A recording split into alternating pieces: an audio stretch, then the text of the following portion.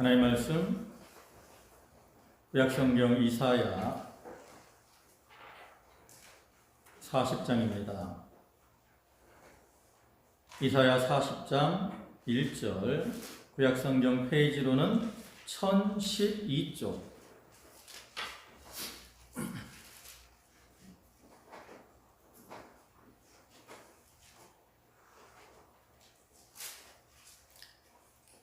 구약성경 이사야 40장 1절부터 5절까지 말씀입니다. 봉독하겠습니다. 너희 하나님이 가라사대 너희는 위로하라. 내 백성을 위로하라. 너희는 정다이 예루살렘에 말하며 그것에게 외쳐 구하라.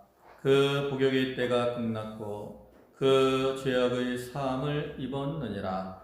그 모든 죄를 인하여 여호와의 손에서 배나 받았느니라 할지니라.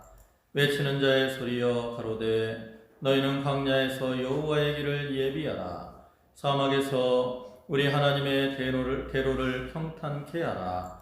골짜기마다 도두어지며 산마다 작은 산마다 낮아지며 고르지 않은 곳이 평탄케 되며 험한 곳이 평지가 될 것이요 여호와의 영광이 나타나고 모든 육체가 그것을 함께 보리라. 대저 여호와의 입이 말씀하셨느니라. 아멘.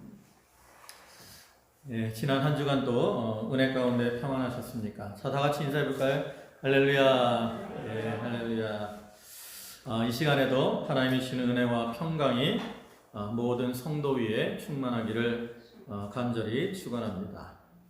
오늘 이사야 40장 거기 1절부터 5절까지 말씀을 보셨는데, 그 중에 1절을 보시면 너희 하나님이 가라사대 너희는 위로하라. 내 백성을 위로하라. 이렇게 말씀을 하고 계십니다. 오늘 이 시간에는 이 말씀을 근거로 해서 백성을 위로하시는 하나님이다 라는 제목으로 함께 은혜를 나누고자 합니다. 오늘 이 본문의 말씀은 두 가지의 의미를 가지고 있는 말씀입니다. 하나는 그 이스라엘 백성들이 장차 그 자기들의 죄로 인해서 그 바벨론의 포로로 잡혀갈 것인데, 하나님께서 그들을 그 가운데서 회복시켜 주실 것을 이렇게 예언함으로 그들에게 위로를 주시는 말씀이고요. 또 우리가 알다시피 이 말씀은 장차 예수 그리스도의 초림에 대해서 예언을 하고 있는 말씀입니다.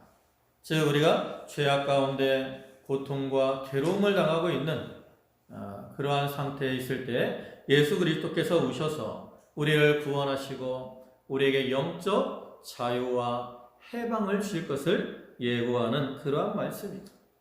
하나님은 이 말씀을 통해서 이스라엘 백성들과 오늘날 우리 백성들을, 우리 성도들을 위로하고 계시는 거예요. 우리가 이사야서를 이렇게 크게 딱 나눠보면 그 전반부 1장부터 35장까지는 이스라엘의 죄에 대해서 책망하는 내용들이 주로 쭉 나타납니다. 하나님이 이스라엘의 죄를 책망하시면서 너희가 이러한 죄로 인해서 이제 장차 징계를 당하고 바벨론의 포로로 잡혀가게 될 것이다. 이러한 경고의 말씀을 하죠. 그 다음에 이제 뒤에 중간에는 그 히스기야 왕에 대한 기사가 이제 나타나 있고, 그 다음에 이제 본문 40장부터 쭉 뒷부분에는 이렇게 너희가 죄로 인해서 고통을 당하고 징계를 받아 포로로 잡혀가고 어려움을 당하게 될 것이지만 하나님께서 그러한 너희들을 버리지 아니하시고 다시 장차 너희를 회복시켜 주실 것이다 라는 그러한 위로의 말씀들이 나타났습니다. 오늘 본문뿐만 아니라 이제 이사야서 이 뒷부분을 보면 그러한 하나님의 위로의 말씀들이 많이 나타나죠. 그중 몇 구절을 보시면 이사야 52장 9절에 너 예루살렘의 황폐한 곳들아 기쁜 소리를 발하여 함께 노래할지어다. 이는 여호와께서 그 백성을 위로하셨고 예루살렘을 구속하셨음이라. 또 이사야 66장 13절에서도 어미가 자식을 위로함 같이 내가 너희를 위로할 것인즉 너희가 예루살렘에서 위로를 받으리니 이렇게 말씀합니다. 뭐 이사야서뿐만 아니라 또 성경의 다른 부분에서도 하나님은 자기가 위로하시는 하나님이심을 말씀을 하죠. 특별히 그 중에 고린도후서 1장 3절과 4절을 보시면 찬송하리로다 그는 우리 주 예수 그리스도의 하나님이시요 자비의 아버지시요 모든 위로의 하나님이시며 우리의 모든 환난 중에서 우리를 위로하사 우리로 하여금 하나님께 받는 위로로서 모든 환난 중에 있는 자들을 능히 위로하게 하시는 이시로다 그랬어요. 또 데살로니가후서 2장 16절에서도 우리 주 예수 그리스도와 우리를 사랑하시고 영원한 위로와 좋은 소망을 은혜로 주신 하나님 우리 아버지께서 그랬죠. 이와 같이 하나님은 위로의 하나님이 되십니다. 특별히 하나님은 어떠한 자를 위로해 주시느냐? 실패하고 낙심하고 쓰러져 있는 그러한 자들을 위로해 주시는 거죠. 올해 우리가 참 많은 그 어려움을 당했잖아요. 코로나19로 인한 어려움도 있었고, 뭐 우리는 비 피해가 별로 없었지만 국가적으로는 장마나 또 태풍으로 인한 피해들이 많았어요. 아직도 복구되지 못해서 어려움을 겪는 사람들도 많이 있고요. 이런 어려움들이 있었지만 하나님은 그 가운데서도 분명히 우리를 위로하고 계신다라는 거죠. 그래서 우리 성도들은 그런 하나님의 위로하심을 깨닫고 그 위로 가운데 살아가는 것이 중요합니다. 그래서 오늘 우리가 말씀을 통해서 그 환난 중에 있는 자들을 위로하시는 그런 하나님의 말씀을 살펴보고 또 우리가 그런 하나님의 위로를 받으려면 어떠한 준비를 해야 되는가 이런 것들을 생각해보고 그 준비를 잘 해서 주님을 영접하고 주님이 주시는 위로를 받아서 우리의 심령에 염려와 근심이 아닌 평안과 기쁨이 충만케 되기를 주님의 이름으로 축원합니다. 먼저 생각을 해볼 것은 이제 하나님은 실패하시는 어떤 실패한 자들을 위로하시는 그러한 하나님이신데 그럼 성경에 이제 나타난 그 실패한 자들을 위로하시는 그 모습에 대해서 좀 몇 가지로 생각을 해보고자 합니다. 첫째로는 하나님이 어떠한 사람을 위로하셨느냐?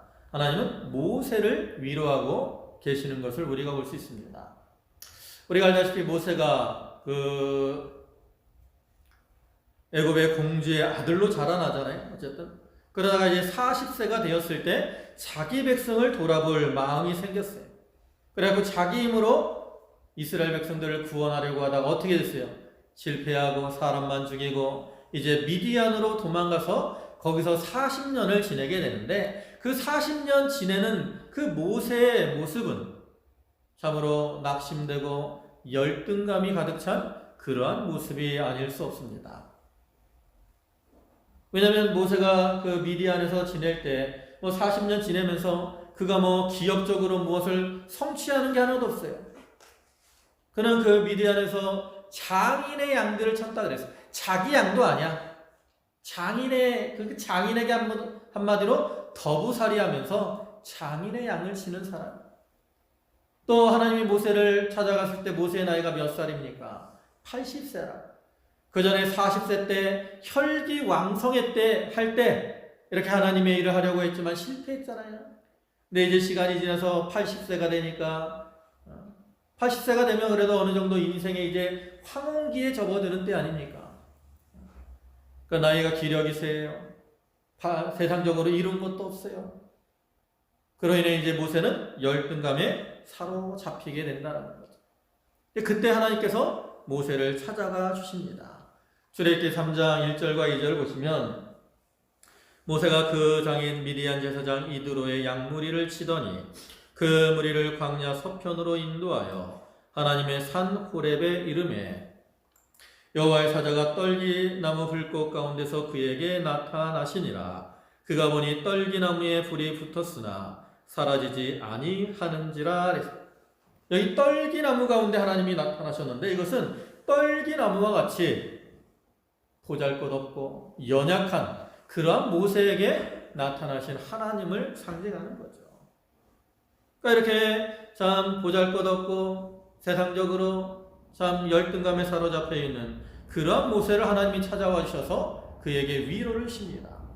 하나님이 모세에게 주시는 위로는 뭡니까? 첫째로는 하나님이 함께 하시겠다라는 거예요. 모세는 하나님이 이제 부르시고 사명을 주실 때 뭐라고 대답을 해요? 그는 담대하게 내가 나가서 하나님의 일을 하겠습니다 라고 말하지 못합니다. 오히려 뭐라 그래요? 못하겠다라고 거부를 하죠. 3장 11절 보시면 모세가 하나님께 구하되 내가 누구간데 바로에게 가며 이스라엘 자손을 애굽에서 인도하여 내리까. 내가 누구간데, 나는 양치는 그런 목동에 불과하지 않습니까? 그런 내가 어떻게 애굽 왕 바로에게 가서 이스라엘 백성들을 보내라고 말을 할 수 있겠습니까? 그전에는 자신 있게 자기가 이스라엘 백성들을 구원하려고 했지만 자기 힘으로 하나도 할 수 없을 것 같은 그런 마음에 사로잡혀서 이렇게 거절을 하는 거죠. 그때 하나님이 모세에게 뭐라고 말씀을 하세요? 그 3장 12절에 보면 하나님이 가라사대 내가 정녕 너와 함께 있으리라. 내가 백성을 애굽에서 인도하여 낸 후에 너희가 이 산에서 하나님을 섬기리니 이것이 내가 너를 보낸 증거니라. 하나님이 함께 하시겠다라는 거죠. 하나님이 함께 하시면서 그를 도와주실 것이라고 말씀합니다. 그 다음에 두 번째로 주시는 위로는 뭐냐면 하나님이 너를 들어서 쓰시겠다라는 거예요. 이렇게 하나님이 함께 하시겠다라고도 말을 하지만 여전히 모세는 뭐라고 해요?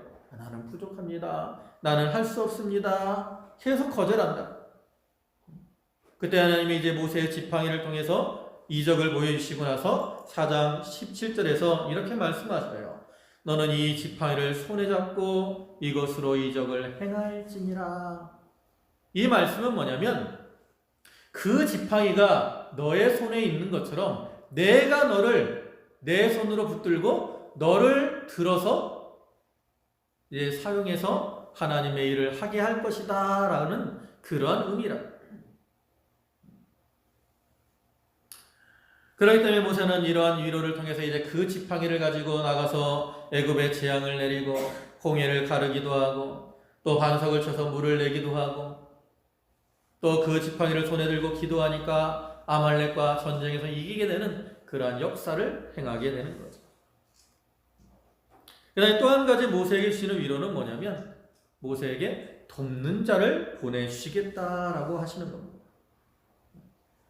이렇게 하나님이 말씀하셨음에도 모세는 뭐라 그래요? 나는 입이 둔하고 거의 10절에 보면 나는 본래 말에 능치 못한 자라. 주께서 주의 종에게 명하신 후에도 그러하니 나는 입이 뻣뻣하고 혀가 둔한 자니이다. 자기는 말을 잘하지 못하기 때문에 하나님이 나를 보내셔도 내가 바로왕에게 가서 감히 말을 할 수가 없습니다. 이렇게 거절하는 거예요. 그때 하나님이 뭐라 그랬어요? 내 형 아론이 있지 아니하냐? 내가 그의 말자랑을 너 안다. 내가 그를 너에게 보내줄 테니까 너는 그 아론에게 말하고 아론이 바로에게 가서 말을 해라. 너희 둘이 협력해서 일을 하면 그 일이 잘 되어질 것이다. 이렇게 위로를 주는 거죠.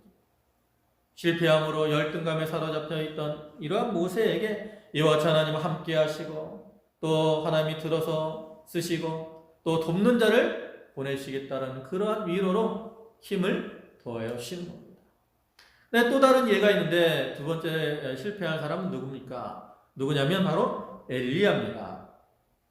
우리가 열왕기서를 보면 이 엘리야 선지자가 나오는데 이 엘리야 선지자는 열심히 특심한 사람이었어요. 그는 아합과 그 이세벨의 불의를 보고 하나님 앞에 기도함으로 하늘 문을 닫아서 3년 6개월 동안 이스라엘 땅에 비가 내리지 못하게 하는 능력을 행했어요. 또 그는 갈멜산에서 바알과 아세라 선지자 850명과 이렇게 대결을 하고 하늘에서 불이 내려서 하나님이 참 신이심을 나타냈을 뿐만 아니라 그 우상을 섬기던 그 선지자들은 어떻게 했어요? 기손 시내가에서 다 칼로 쳐서 죽이는 일을 행했습니다. 또 그 이후에는 이제 다시 기도함으로 하늘에서 하늘문을 열고 비가 내리게 하는 이러한 일도 행했는데 이러한 엘리야였지만 그 엘리야도 어떻게 됐어요? 실패했다라는 거죠. 실패하고 잠이 드는 때가 있었어요. 왜 실패를 했을까? 엘리야는 자기가 이렇게 열심히 하면 이스라엘 백성들이 다 회개하고 하나님께로 돌아올 줄 알았어요. 근데 막상 결과는 뭐예요? 이러한 많은 이적들을 행했음에도 불구하고 그 엘리야에게 닥친 일은 뭐예요? 이세벨이 엘리야를 죽이려고 하는 거라는 거죠. 자기 생명의 위협이 닥쳐온 거예요. 그래서 어떻게 됩니까? 그가 자기 생명을 위해서 이제 저기 남쪽으로 도망을 갑니다. 유다를 거쳐서 부엘세바를 거쳐서 광야길로 사흘꼴쯤 들어가서 로뎀나무 아래 거하게 되잖아요. 거기서 뭐라 그래요? 죽여달라는 거예요. 열왕기상 19장 4절에 스스로 광야로 들어가 하룻길쯤 행하고 한 로뎀나무 아래 앉아서 죽기를 구하여 가로되 여호와여 넉넉하오니 지금 내 생명을 취하옵소서. 나는 내 열조보다 낫지 못하니이다. 내가 악인의 손에 죽기보다 하나님께서 이제 나를 죽여달라고 구하고 있는 거죠. 이렇게 지쳐서 쓰러져 있는 그러한 엘리야, 하나님은 그러한 엘리야를 찾아와 주시고 위로해 주시는, 엘리야에게 하나님 주시는 위로는 뭐냐면 첫째로는 그를 어루만져 주시는 겁니다. 하나님께서 천사를 통해서 그 피곤하고 지쳐서 쓰러져 잠들어 있는 그러한 엘리야를 어루만져 주셨어요. 그와 같이 오늘날에도 하나님은 영적으로 지쳐 쓰러져 있는 그러한 우리들을 찾아와서 어루만져 주시죠. 하나님이 어루만져 주시면 모든 피곤함이 한순간에 다 사라지게 되는 겁니다. 네, 두 번째로 엘리야에게 주신 위로는 뭡니까? 그에게 구운 떡과 물을 더하여 주셨습니다. 천사를 통해서 어루만져 주셨을 뿐만 아니라 이제 그의 주린 배를 채워주시기 위해서 잠들어 있는 엘리야를 흔들어 깨우시고 숯불에 구운 떡과 물 한 병을 주어서 먹게 했습니다. 그리고 그것을 먹고 또 잠드는 엘리야를 또 깨우시고 또 그에게 떡과 물을 먹여주시죠. 이와 같이 하나님께서는 지치고 상하여 줄인 그러한 자들에게 이 일용한 양식으로 먹여주시는 것처럼 오늘날 우리의 심령 속에도 성령의 불꽃으로 구운 그 말씀의 떡을 또 그 신령한 생수를 주셔서 우리 영혼을 채우시고 우리 영혼을 소성케 해주시는 겁니다. 세 번째로 엘리야에게 주신 위로는 뭐냐? 새로운 사명을 깨닫게 해주신 거라는 거죠. 엘리야가 하나님 주신 그 떡과 물을 먹고 이제 40주 40야를 걸어서 하나님의 산 호렙에 이르게 됩니다. 그때 하나님께서는 세미한 음성 중에 엘리야에게 사명을 주시죠. 이 호렙산은 그래서 사명의 산이라고 할 수 있어요. 앞에서 모세도 하나님의 호렙산에서 그를 부르시고 그에게 사명을 주셨고 엘리야도 하나님의 호렙산에서 새로운 사명을 주셨어요. 이런 엘리야의 모습처럼 영적으로 지치고 피곤하고 쓰러져 있는 그러한 자들을 찾아가 주시고 위로하시는 하나님이 되어 주시는 겁니다. 또 하나님은 어떤 자를 위로해 주시느냐? 죄책감에 사로잡혀 있는 탕자와 같은 자를 위로해 주십니다. 우리가 누가복음 15장을 보면 탕자의 비유가 나오잖아요. 그 말씀을 보면 탕자가 어떻게 합니까? 아버지에게 자기 몫의 유산을 달라 그래가지고 이제 아버지의 집을 떠나서 타국으로 가서 거기서 허랑방탕하여 아버지께 받은 모든 것을 다 탕진하게 되죠. 그는 그곳에서 아버지의 재산을 허비하였고 또 자기 부모로부터 물려받은 자기의 몸도 더럽혔어요. 왜냐하면 유대인들은 그 돼지는 부정한 짐승이거든요. 근데 그 부정한 돼지를 치고 있으니 그 몸이 더러워진 거죠. 또 아들의 신분을 망각함으로 가문의 이름을 욕되기도 했어요. 이러한 처지에 처하게 되는데 그러면 이 아들이 그러한 처지에 처하게 된 원인은 뭘까? 그 원인은 바로 아버지의 집을 떠났기 때문에 그렇습니다. 그래서 오늘날에도 우리가 이 탕자와 같이 아버지의 집을 떠나게 되면 허랑방탕하여 망하게 되고, 또 흉년을 만나 궁핍하게 되고, 또 남에게 붙어 사는 그러한 돼지와 같은 인생으로 전락하고 말고, 마지막에는 주려 죽을 수밖에 없는 그러한 인생이 되고 마는 거죠. 그러면 그 탕자가 그러한 인생에서 변화될 수 있는 비결은 뭡니까? 아버지의 집으로 돌아가는 거죠.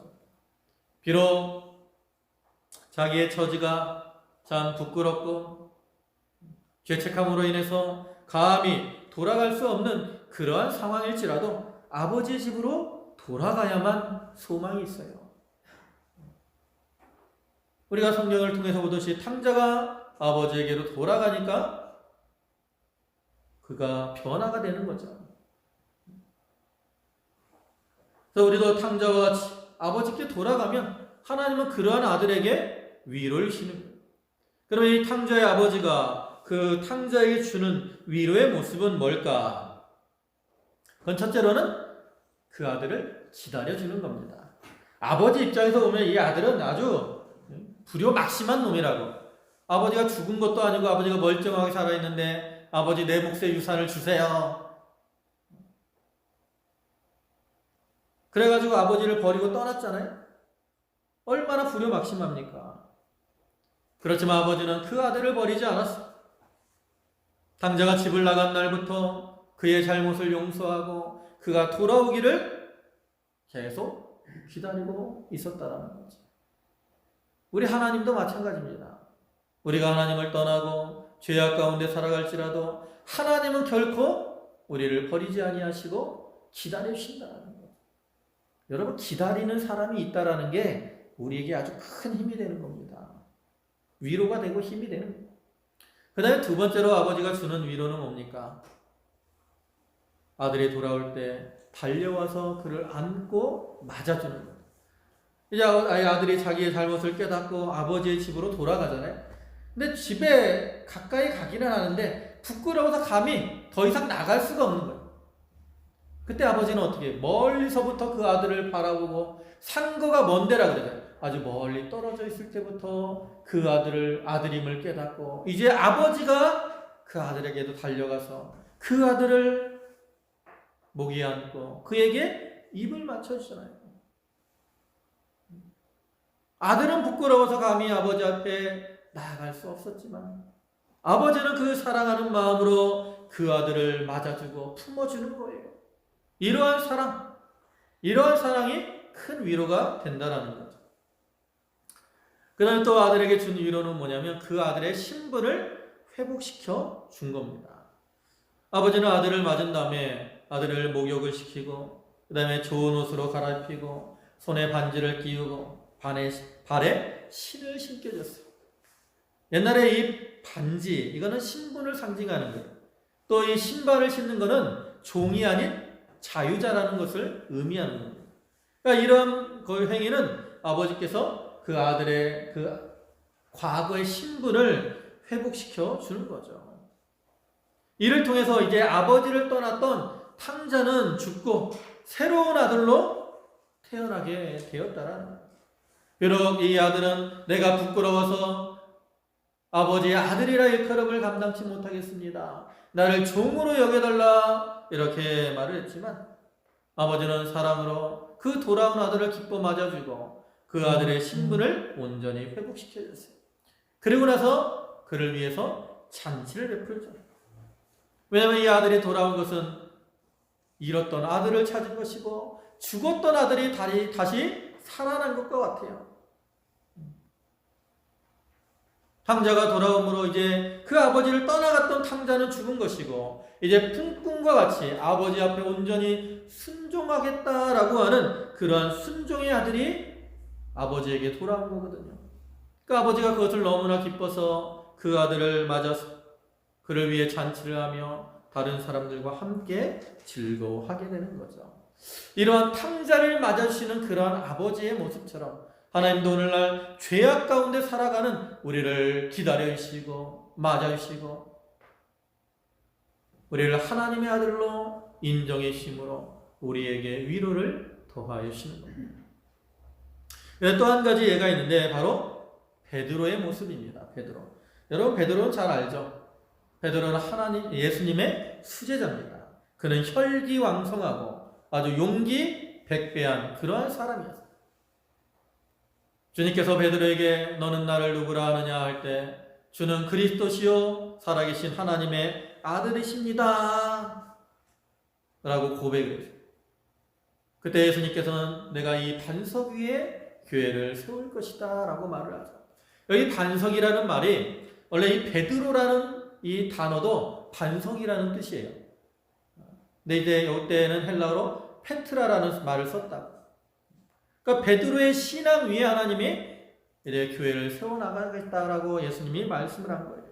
그런 베드로였는데 그가 예수님이 잡히시던 밤에 그의 인생은 실패의 길로 접어들게 됩니다. 예수님 잡히시기 전에 제자들에게 너희들이 다 양과 같이 나를 버리고 떠나갈 것이다 라고 경고를 했어요. 근데 그때 베드로가 무엇이라고 말합니까? 마태복음 26장 33절을 보시면 베드로가 이렇게 말을 해요. 베드로가 대답하여 가로되 다 주를 버릴지라도 나는 언제든지 버리지 않겠나이다. 다른 제자들은 다 주님을 버려도 나는 주님을 버리지 않겠습니다 라고 다짐을 하는 거죠. 근데 그때 예수님께서는 베드로에게 내가 오늘 닭 울기 전에 3번 나를 부인할 것이다 라고 말씀을 하셔요. 이 말씀은 베드로가 교만해지지 않도록 경고를 하신 거거든요. 근데 그러한 주님의 말씀에 또 베드로가 뭐라고 해요? 내가 죽을지언정 주를 버리지 않겠습니다 라고 장담을 하죠. 그런데 결과는 어떻게 나타납니까? 베드로는 다음날 예수님이 예언하신 대로 닭 울기 전에 예수님을 3번이나 모른다고 부인을 하죠. 부인할 뿐만 아니라 저주까지 한다. 그 베드로가 그 부인할 때 뭐 군인들 앞에서 부인한 겁니까? 뭐 대제사장 앞에서 예수님을 모른다고 부인한 거예요? 아니에요. 베드로는 누구 앞에서 모른다고 부인했어요? 여종 앞에서, 종들 앞에서 나는 모른다. 나는 저 사람을 모른다라고 3번이나 부인을 했어요. 그로 인해 베드로는 영적인 슬럼프에 빠지게 되었고, 그 다음에 예수님이 이제 부활하신 다음에도 어떻게 해요? 예수님을 기다리고 예수님을 맞이해야 되는데 걔는 그 베드로는 뭐하러 갑니까? 나는 물고기 잡으러 가노라. 물고기 잡으러 가는 거예요. 그리고 이제 밤새도록 수고를 했지만 한 마리도 잡지 못하는 그러한 상황을 만나게 되죠. 근데 그러한 실패 상황에 처해 있는 베드로를 예수님이 찾아가시고 그에게 위로를 주시는데 베드로에게 주시는 그 주님의 위로의 모습은 어떤 거냐? 첫째로는 그 빈 그물을 가득 채우셨다라는 거예요. 베드로와 그 제자들이 물고기를 잡으러 가서 밤새도록 수고를 했지만 한 마리도 잡지 못했어요. 근데 주님은 그러한 베드로를 찾아가셔서 배 오른편에 그물을 던지라 하시고 그를 통해서 그물이 찢어질 만큼의 고기를 잡게 해주셨어요. 또 그 다음에 이어서 주님은 그들의 줄인 배를 위해서 음식을 준비해 주셨죠. 제자들은 밤새도록 고기를 잡느라고 수고를 많이 했어요. 먹지도 못하고 그로 인해서 참 허기가 져서 기진맥진한 이러한 상태가 되었습니다. 그때 주님은 그 물가에서 그들을 위해서 떡과 고기를 구워주시고 조반을 준비해 주셨다는 거죠. 이와 같이 주님은 지극히 자상하셔서 실패한 자들을 이렇게 품어주시는 그러한 주님이세요. 그리고 결론적으로 베드로에게 새로운 소명, 사명을 더하시는 거예요. 조반 먹은 다음에 예수님이 베드로에게 뭐라고 하십니까? 요한의 아들 시몬아, 내가 나를 저 사람들보다 더 사랑하느냐 물으시죠. 몇 번 물으세요? 예? 몇 번 물어보세요? 3번 물어보시잖아요. 3번. 내가 나를 사랑하느냐 예수님이 3번 물어보신다. 그리고 그때 베드로에게 이제 양을 치고 먹이고 어린 양을 길러 나가라고 하는 사명을 그에게 주시죠. 이와 같이 실패한 모세, 잠들은 엘리야, 탕자, 또 이 베드로와 같은 그러한 실패한 자들을 찾아가 주시고 위로하시는 하나님이 되십니다. 그럼 이러한 하나님께서 오늘날 우리에게는 어떠한 위로를 주실까? 오늘 본문에 하나님이 이제 위로의 말씀을 주시네. 이것은 이스라엘 백성들에게 주시는 위로인 동시에 오늘날 우리에게도 주시는 위로거든요. 그 위로를 보시면 거기 2절에 위로의 말씀이 나타납니다. 첫 번째는 뭐예요? 그 복역의 때가 끝났다라는 거예요.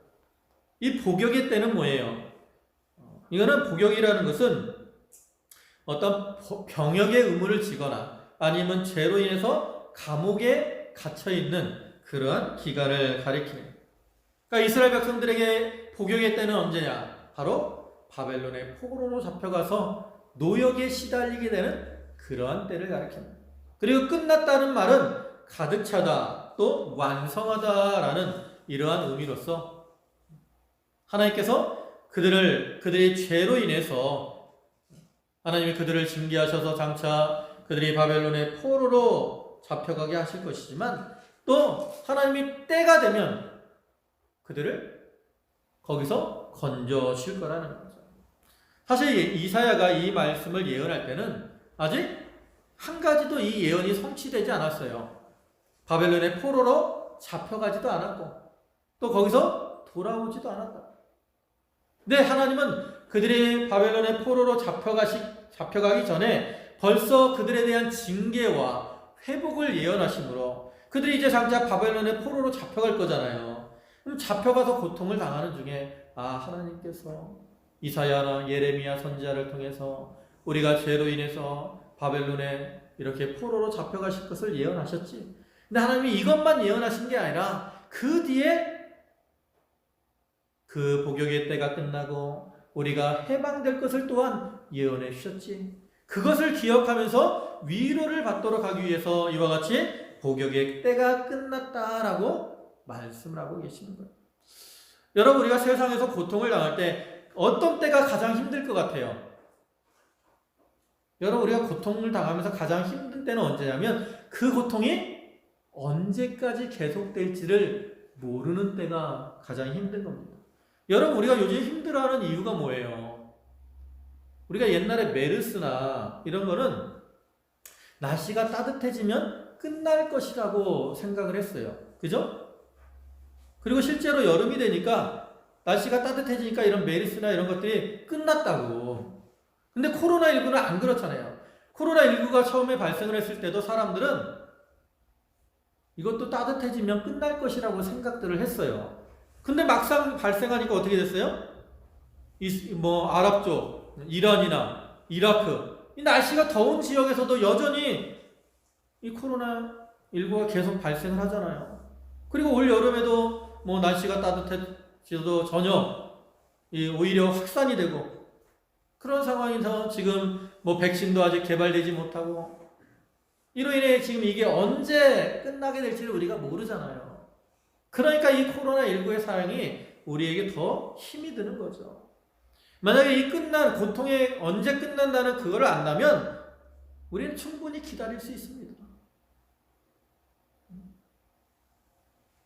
그래서 하나님은 그 바벨론 포로 잡혀간 자들에게 그 고난의 때가 끝날 때가 있다라는 것을 알려주므로 그들에게 힘을 얻게 하는 거죠. 그러니까 오늘날에도 마찬가지입니다. 오늘날 우리가 여러 가지 고난을 당하지만 반드시 그 고난은 끝나는 때가 있는 거예요. 그러니까 우리가 낙심하지 말고 그 말씀으로 위로를 받는 거죠. 그 다음에 또 한 가지 선포한 건 뭐냐면 두 번째로는 그 죄악의 사함을 입었느니라 하는 겁니다. 이 죄악의 사함을 받는다는 건 뭐예요? 해방된다라는 거예요. 해방된다. 우리가 이 형벌을 받는 것은 어떤 빚과 같은 겁니다. 채무에 대한 부채를 이렇게 갚아나가는. 그래서 우리가 이 노역의 때가 끝나고 죄사함을 받았다라는 것은 하나님이 원하시는 공의의 값을 완전히 다 지불했다라는 거예요. 여러분, 우리가 빚을 지면 어때요? 여러분은 내가 이 형편이 어려워서 남에게 빚을 졌어. 빚을 지면 마음이 편안합니까? 불편합니까? 불편하죠. 그래서 불편하기 때문에 그 빚을 빨리 갚으려고 하는 거예요. 우리가 세상에서 우리는 죄의 빚을 지고 사는 사람들이거든요. 그로 인해서 우리가 괴로움을 당할 수밖에 없다. 그런데 하나님께서는 이제 예수 그리스도의 보혈, 또 사죄의 은총, 이것을 통해서 우리가 죄의 빚에서 해방이 되고 그리스도 안에서 진정한 위로를 누릴 수 있게 될 것이다 라고 이렇게 선언을 해 주시는 겁니다. 이러한 위로의 말씀을 이제 하나님께서 우리에게 더하여 주셨습니다. 그럼 이제 우리가 그 위로를 받아야 돼요. 그 위로를 받는 것을 본문에서 뭐라고 말합니까? 거기 3절을 보시면 외치는 자의 소리여 가로되 너희는 광야에서 여호와의 길을 예비하라. 사막에서 우리 하나님의 대로를 평탄케 하라. 광야에서 여호와의 길을 예비하라는 거예요. 우리가 살아가는 이 세상은 광야와 같은 세상이라고 말하잖아요. 메마르고 건조하고 삭막한 세상. 이러한 길에서 우리가 그리스도를 영접하고 위로를 받도록 대로를 예비해야 됩니다. 또 우리의 마음이 광야와 메마른 그러한 우리의 마음, 그러한 마음에 주님이 오셔서 위로를 주실 수 있도록 그 길을 준비하라는 거죠. 그럼 여기서 길을 준비한다는 건 뭐냐? 바로 회개를 상징하는 겁니다. 또 이사야 선지자가 이스라엘 백성들을 향해서 주의 길을 예비하라 이렇게 외치는 것은 너희가 회개하고 포로로 잡혀갔을 때 거기서 회개하고 돌이켜야 예루살렘으로 돌아갈 수 있다라고 교훈을 하는 거죠. 이스라엘 백성들이 포로로 잡혀간 이유가 뭐예요? 죄 때문이라는 거죠. 이사야 59장 1절과 2절 보시면 오직 너희 죄악이 너희와 너희 하나님 사이를 내었고 너희 죄가 그 얼굴을 가리워서 너희를 듣지 않으시게 함이니 죄로 인해서 포로로 잡혀간 거죠. 그래서 그러한 죄로 인한 그 고통에서 이제 회복되기 위해서 이사야는 뭐라 그래요? 회개하라는 거예요. 이사야 59장 거기 3절부터 보시면 거기 55장 이사야 55장 6절과 7절을 보시면 너희는 여호와를 만날 만한 때에 찾으라. 가까이 계실 때에 그를 부르라. 악인은 그 길을 불의한 자는 그 생각을 버리고 여호와께로 돌아오라. 그리하면 그가 긍휼히 여기시리라. 우리 하나님께로 나아오라. 그가 널리 용서하시리라. 그랬어요. 하나님께 돌아오라. 회개하면 하나님이 용서해 주시고 긍휼히 여기신다라는 거예요. 오늘날에도 우리가 하나님의 위로하심을 받으려면 길을 준비하는 건데 그건 바로 회개하는 겁니다. 그럼 우리가 회개하는 것은 어떻게 해야 되느냐? 본문에서 이제 간단하게 살펴보면 거의 4절 말씀입니다. 거기 4절 보면 골짜기마다 두두워지며 작은 산마다 낮아지며 고르지 않은 곳이 평탄케 되며 험한 곳이 평지가 될 것이요. 그랬어요. 구체적으로 보면 첫째로는 골짜기를 어떻게 해야 돼요? 메워야 돼요. 욕심의 골짜기, 게으름의 골짜기, 또 어떠한 냉랭한 무정함의 골짜기, 이런 것들을 좀 메워야 돼요. 우리의 욕심을 품고 나가면 결국 무슨 길로 가요? 죄의 길로 가는 거죠. 욕심이 잉태한 즉 죄를 낳고 죄가 장성한 즉 사망을 낳느니라. 그래서 우리는 욕심의 골짜기를 메워야 돼요. 그 다음에 산을 어떻게 해야 돼요? 깎아야 돼요. 산은 뭘 가르쳐요? 성경에서 산은 권세를 가리키기도 하지만 또 교만함을 가리키기도 합니다. 그래서 우리가 이 하나님이 없는 것처럼 행하던 모든 것들을, 이 교만함을 회개해야 된다는 거죠. 오늘 많은 사람들이 하나님을 믿는다고 하면서도 자기 뜻대로 행할 때가 많음을 우리가 볼 수 있어요. 하찮은 세상의 물질, 권세, 지위 이런 것들을 자랑하면서 하나님의 뜻을 저버리고 이렇게 나가고 있다는 거죠. 그래서 우리는 이러한 교만한 마음을 다 깎아버려 낮아져서 온유하고 겸손한 그러한 심령으로 나가야 됩니다. 이스라엘 백성들은 자기들이 하나님의 택한 백성이라는 그러한 것을 자랑하면서 다른 이방인들을 멸시했지만 그러한 교만함으로 인해 하나님께 버림을 당하고 말았어요. 오늘날에도 우리가 하나님의 택한 백성으로서 이웃을 멸시하고 교만하게 행하면 하나님께 버림을 당할 수밖에 없다는 거죠. 그래서 우리는 그러한 교만함을 버려야 됩니다. 그 다음에 세 번째로는 뭐냐? 험하고 고르지 않은 길을 평탄케 해야 된다. 이건 무엇을 의미냐면 우리 마음속에 있는 염려와 근심을 다 내어버려야 된다. 우리 마음은 염려와 근심으로 해서 울퉁불퉁하게 되는 거야. 울퉁불퉁하게. 그 씨 뿌리는 비유에서 세상의 염려로 인해서 결실하지 못한다. 그래서 이 염려는 이렇게 결실하지 못하게 막는 가시의 역할을 하는 거예요. 그래서 우리는 이런 마음의 염려와 근심을 버림으로 자기의 마음을 평안하게 만들어 나가야 된다는 거죠. 요한복음 14장 1절에 너희는 마음에 근심하지 말라. 하나님을 믿으니 또 나를 믿으라 그랬어. 하나님을 믿는 믿음 안에서 근심을 내어버리고 우리가 평탄하게 될 때 주님이 오실 길이 예비가 되는 거죠. 이제 말씀을 마무리하겠습니다.